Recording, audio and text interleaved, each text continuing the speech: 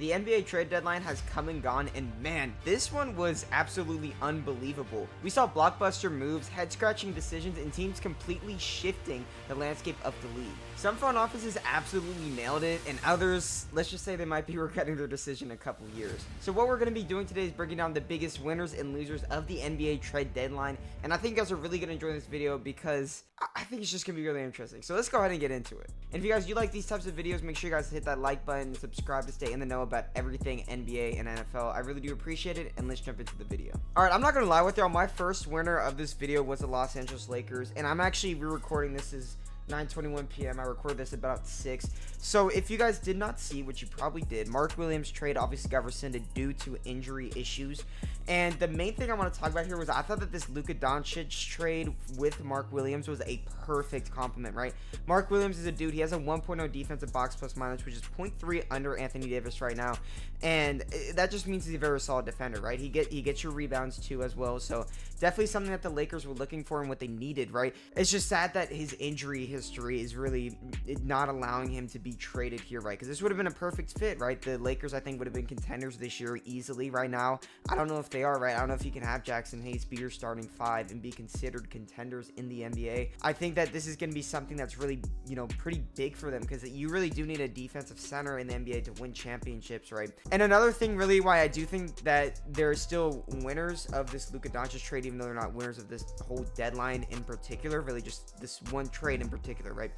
I think that the fact that they only gave up 1 first-round pick is ginormous, right? I think that you look at someone like Mikal Bridges, he got traded for 5 first-round picks. Luka Doncic 1 first-round pick. Like, that's insane, especially considering Anthony Davis is 31, Luka Doncic is 25, right? Obviously, they gave up Max Christie as well, who absolutely had a banger performance against the Rockets today. But I still think that Lakers, what I want to kind of bring at this, they won this trade. As far as the deadline goes, I don't know if I can still consider them winners, though, because Mark Williams just had that, I think he was going to have that big effect, right, to move them from, okay, are we contenders right now, or are we contenders in the future? I think he was going to make them contenders right now and in the future, right? And I think that right now, they're just looking more towards the future, which is really hard with a 40-year-old LeBron James, right? Because you want to be contenders right now. So, all right, let's go ahead and jump into our next winner here with the San Antonio Spurs. They traded for De'Aaron Fox and Jordan McLaughlin for 4 first-round picks, Zach Collins and Trey Jones. And really, they just won their future with this move, right? Pairing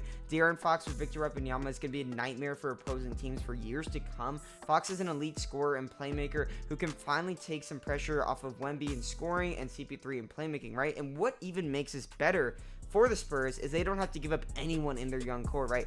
Devin Vassell, Jeremy Sohan, Stephon Castle, all of these guys are remaining in San Antonio and are still going to be a big part of the future for this team. And honestly, the 4 first-round picks aren't bad at all, right? One of them is a lottery-protected 2025 first from the Hornets that's basically going to amount to nothing because it's going to go back to the Hornets because they're a lottery team right now. And on top of that, they kept the Hawks pick to them, which is going to be super valuable in the future, right? Because the Hawks really don't know what they're doing right now. On top of this, Fox is only 27 years old, meaning that his prime is going to be in the same window as Wemby, which is definitely going to be something interesting for the future, right? Right now, this season, the Spurs are currently the 12th seed, so definitely not looking to contend right now, but I do think San Antonio nailed this one in terms of their future. All right, let's go ahead and talk about another winner here, and this one isn't a team, but a player, Jimmy Butler, right? He once again forced his way off of a team, and it worked, right? I don't know how it keeps working, but it did.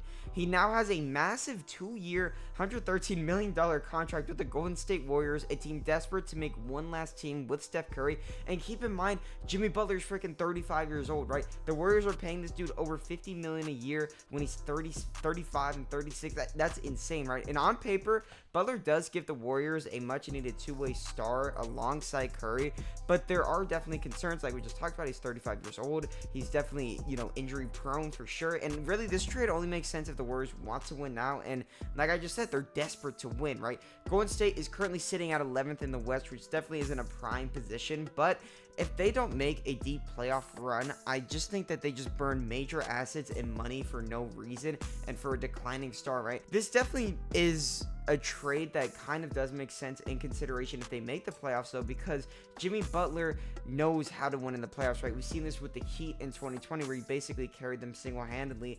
But looking at this, why it's a win for Jimmy Butler, he's getting paid and he's getting out of Miami. The two things that he wanted to do, and that's definitely win in his book, even though that he did say that the Warriors wasn't one of his destinations.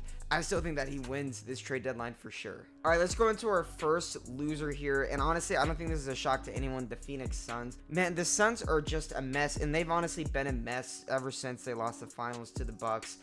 They have Kevin Durant, right, Devin Booker, and Bradley Beal, a team that should be title favorites, and honestly, they are coming into every year basically a top 5, right, team in contention. But despite being in contention, they're definitely dealing with constant trade rumors and unhappy stars. Here's the issue. Phoenix wants to get rid of these guys, but they can't get good value, right? Because they wanted to get rid of these guys for so long, so their trade value right now is plummeting. No one wants to trade for an aging Kevin Durant. Bradley Beal's no trade clause is just making things worse, and the Phoenix Suns just have too much ties with Devin Booker to let him go for, so cheap, right? I think really the biggest loss on top of that is that their draft future is absolutely gone, and it's been gone ever since they traded for Kevin Durant with the Nets.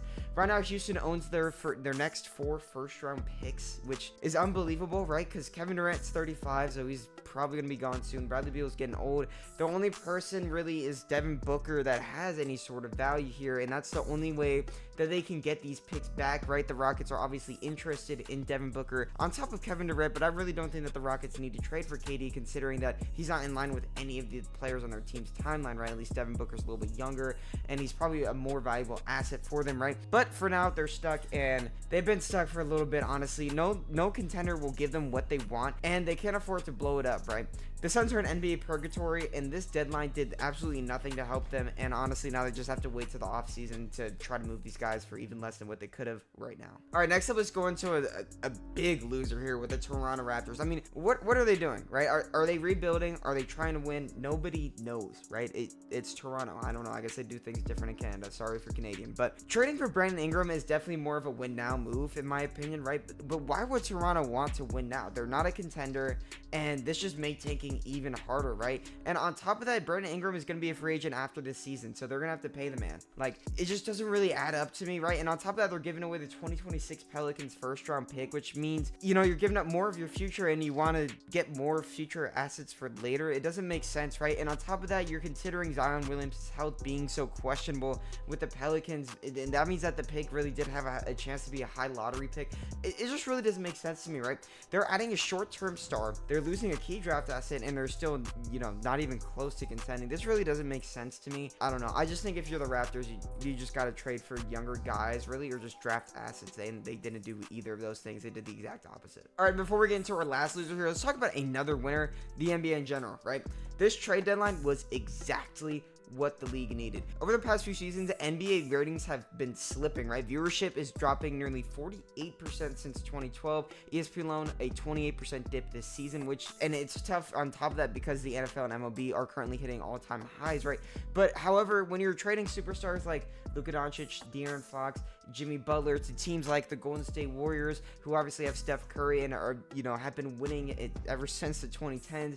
You got De'Aaron Fox going to the Spurs with Wemby, the guy that they're trying to make the face of the NBA, and you got Luka Doncic going to the biggest market team in the entire NBA.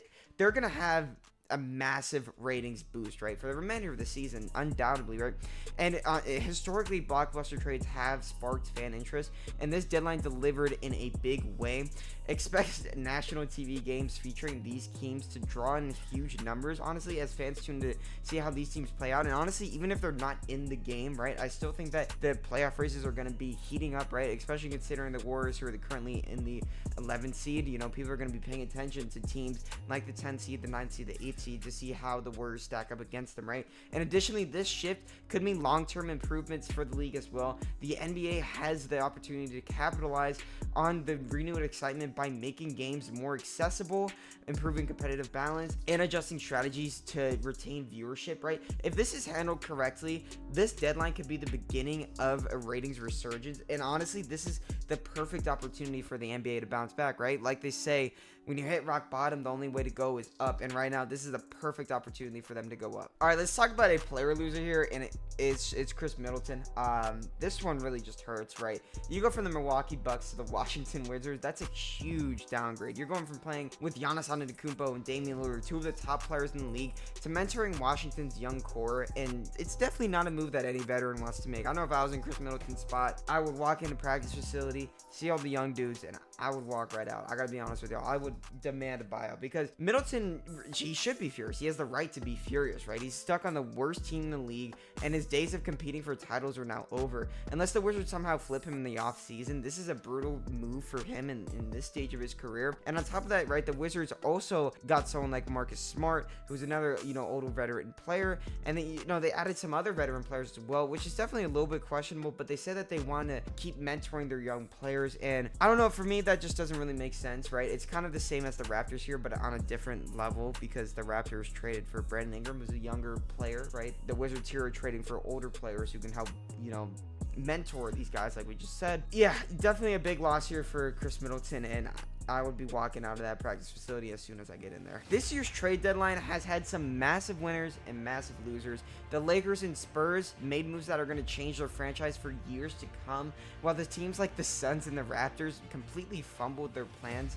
I mean, I don't know. What do you guys think? Do you guys think that my predictions here are right? Do you guys think I'm crazy? If you guys do think I'm crazy, please let me know in the comments below. I really do appreciate it. And yeah, just tell me who you guys think the biggest losers and winners were of this trade deadline. If I missed anyone as well, leave them in the comments as well. But yeah, I really do appreciate you guys for making it all the way through. I'll see you guys next week. And yeah, if you guys want to check out any more videos, they'll be popping up on screen right now. And yep, thank you guys so much for checking out the video.